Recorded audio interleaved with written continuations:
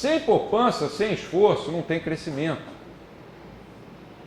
A poupança é uma condição necessária para o crescimento, ela não é necessária e suficiente. Mas se não tiver poupança, não vai haver crescimento. Tem que ter poupança, mas essa poupança tem que se transformar em investimento. E aí o que vai determinar se vai ter ou não investimento? Bom, além dessas condições que a gente está vendo aí, queda da taxa de juros, etc., condições institucionais de cada país ou região, confiança no futuro. O governo mantém as regras do jogo ou muda as regras do jogo toda hora? Se ele tem esse cacoete, esse vício de mudar frequentemente as regras do jogo, os investidores ficam mais receosos de investirem no longo prazo. Por quê? Quando a inflação é muito alta, também, quem vai investir no longo prazo, se na época da inflação, da hiperinflação brasileira, você aplicava dinheiro que rendia diariamente no overnight? Para que eu vou aplicar num projeto de 15 anos se eu posso ganhar de hoje para amanhã?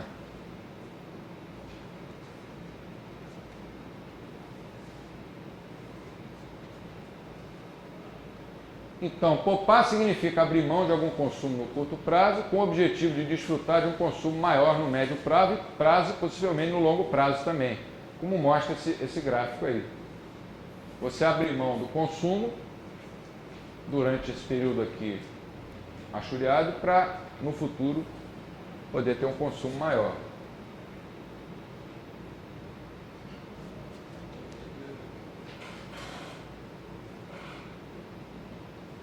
Mercado de trabalho especificado por estágios.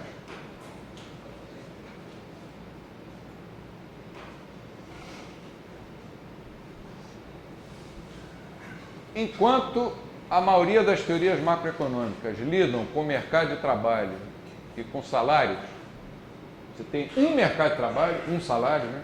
A mão de obra é homogênea. A macroeconomia austríaca da estrutura de capital leva em conta o mercado de trabalho específico, quer dizer, especificado por estágio da produção. Com a mudança na taxa de juros, os salários específicos em cada estágio vão se alterar seguindo um padrão e não de uma maneira uniforme. Em cada estágio aqui, a mudança na taxa de juros vai provocar alterações diferentes, conforme esse estágio esteja mais longe ou mais perto do consumo final. Embora pudéssemos descrever o mercado de trabalho para cada estágio, o padrão de mudanças, quer dizer, como Hayek chamou o gradiente salarial, só é revelado se distinguirmos entre os mercados de trabalho do estágio inicial e final. Então você vai ter ali um mercado de trabalho, naquele estágio inicial e outro no final. É claro que em cada estágio vai ter um também. Ali você tem, para quem não é economista, né? W é salário, né? Wage, W é salário, N é mão de obra, homens hora, e você tem uma curva de oferta de mão de obra, uma curva de demanda de mão de obra, e se o mercado for livre, o salário vai ser determinado, como sempre, no ponto em que a oferta e a demanda são iguais. Isso numa perspectiva de equilíbrio. Então ele destaca só, mesmo porque não daria para fazer um gráfico desse para cada estágio, né? Teria que ter um slide com 2 km de comprimento. Ele faz para o primeiro e para o último. E as mudanças nos juros, em outras variáveis, afetam desigualmente essa demanda e essa oferta de mão de obra em cada estágio da cadeia produtiva. O aumento na poupança tem efeitos diferenciados na demanda por mão de obra nos estágios iniciais e finais. Nos estágios finais, o efeito derivado da demanda, estágios finais mais para a direita, né? O investimento se dá em detrimento do consumo. Supera o efeito da taxa de juros. Nos estágios iniciais, para a esquerda, o efeito da taxa de juros, condições de crédito favoráveis, supera o efeito derivado da demanda. Por quê? Estão mais no longo prazo, a taxa de juros afeta mais positivamente do que se fosse no curto prazo. Veja a economia respondendo ao aumento da poupança.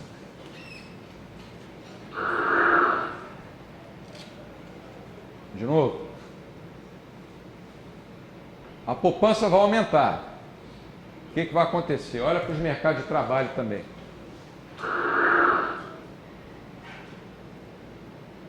No mercado de trabalho do estágio final, você teve uma queda na oferta de trabalho. Porque o efeito da demanda prevaleceu sobre o outro efeito. E no mercado de trabalho do estágio inicial, prevaleceu o efeito da taxa de juros e você teve um aumento na demanda de mão de obra. Conclusão, os salários nos setores afastados do consumo final vão tender a subir. E os salários nesses setores ligados ao consumo final vão tender a cair. Na macroeconomia, o salário de todo mundo é igual e ele sobe ou cai para todo mundo. Porque não considera fator tempo. A macroeconomia é uma coisa profundamente irreal. E os economistas insistem nela.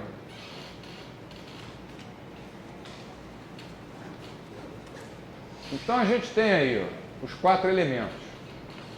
A estrutura de produção, a fronteira de possibilidades de produção, o mercado de trabalho especificado por estágios e o mercado de crédito.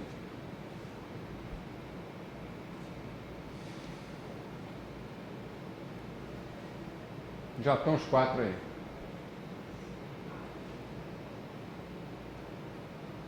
Um austríaco tradicionalista olha para isso e fica apavorado. Mas tudo que está aí é austríaco, dito numa linguagem comum. Então está tudo certo nessa economia. Ela está na fronteira de possibilidade de produção, a taxa de juros é a taxa natural, que equilibra poupança e investimento, os salários aqui estão certinhos, oferta igual a demanda nos 2 setores e nos outros 3 também. O que vai acontecer agora? Veja a economia responder ao aumento da poupança. Aí eu acho que eu vou ter que repetir umas 10 vezes para a gente conseguir acompanhar. Vai aumentar a poupança. O que vai acontecer? Dá até para ficar tonto, né? Vai aumentar a poupança.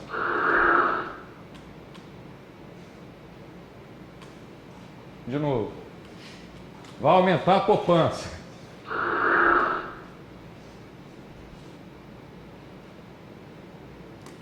Sobe o investimento. O triângulo de Hayek se expande. Aumenta os salários nas indústrias mais roundabout, mais indiretas, mais afastadas do consumo final. Diminui os salários nas indústrias mais perto do consumo final. E no mercado de crédito, claro, como aumentou a poupança, né, o efeito inicial foi diminuir a taxa de juros. Você vê que uma mudança na taxa de juros afeta a economia desigualmente. Aí vamos ver, fazer um pequeno intervalo, depois a gente vai ver quando o crescimento é sustentável e quando ele é insustentável. Vamos ver só essa frase que foi tirada de um artigo. Panic Time at the Fed, escrito por Steve Hanke para a revista Forbes em maio de 2008. Esse cara conseguiu resumir a teoria austríaca num parágrafo. Genial. Vocês podem até, na questão que eu formulei, que é a 4ª, responder só com essa frase. Bota com uma letra bem grande, que ocupa as 4 páginas. Com taxas de juros artificialmente baixas, os consumidores reduzem a poupança e passam a consumir mais. E os empresários aumentam o seu gasto com investimento. E então você cria um desequilíbrio entre poupança e investimento. Tem-se uma economia em crescimento insustentável. Essa é, em suma, a lição da crítica austríaca aos bancos centrais, desenvolvida nos anos 1920 pelo Mises e Bombadert e 1930 pelo Hayek. O cara conseguiu fazer um resumo muito bom. Vamos fazer um pequeno intervalo, depois a gente vai voltar ao bom velhinho.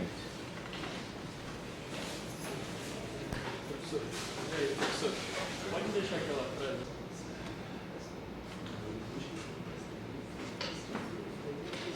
Vamos agora então examinar o crescimento, quando ele é sustentável ou quando não é sustentável. E aí nós temos uma entrevista do Hayek dizendo que crescimentos econômicos acelerados, os booms, sempre se deram com um grande aumento no investimento, grande parte do qual se comprovou errôneo, equivocado. Isso, é claro, sugere que uma oferta de capital que nunca existiu passou a ser tratada como existente. É a poupança, é a moeda fantasiada de poupança. Todo esse arranjo, o estímulo para se investir em larga escala, seguido de um período de escassez aguda de capital, é consistente com a ideia de que houve uma má orientação dos investimentos devido a influências monetárias. E esse esquema geral, creio eu, está correto.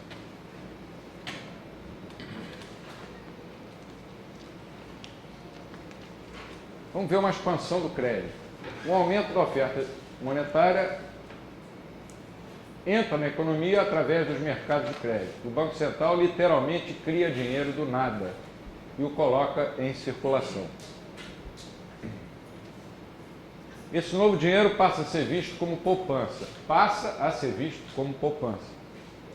Ou seja, a oferta de fundos para empréstimos, crédito, se desloca para a direita, mas sem que tenha havido qualquer aumento da poupança. As pessoas não estão mais dispostas a poupar mais. Simplesmente o dinheiro jogou crédito, papéis pintados no mercado. Veja os movimentos opostos da poupança e do investimento quando o Banco Central adiciona dinheiro, delta M, ou crédito, no mercado de crédito pelo lado da oferta.